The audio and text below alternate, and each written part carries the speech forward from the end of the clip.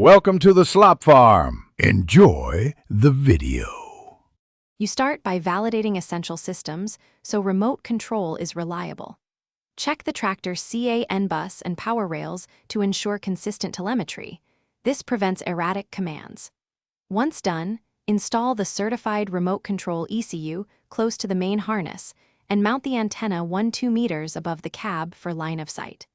Make sure to charge the backup battery to full and confirm firmware versions match the controller. Mismatches can create handshake failures, so update firmware when needed before moving on.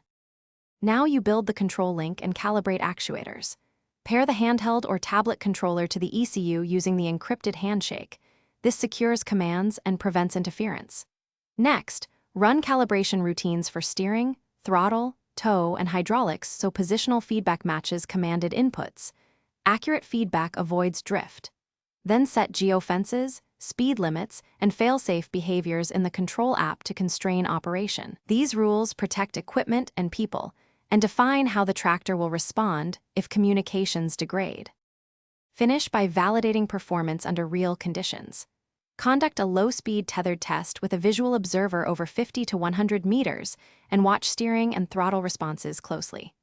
Verify emergency stop, return to home, and manual override work instantly. These are your last resort protections. Once done, collect logs and tweak PID, deadbands, and latency thresholds to smooth control and reduce oscillation. If communications drop or actuators lag, check antenna alignment and replace any noisy cabling. Thanks for watching. Consider subscribing if we helped you today.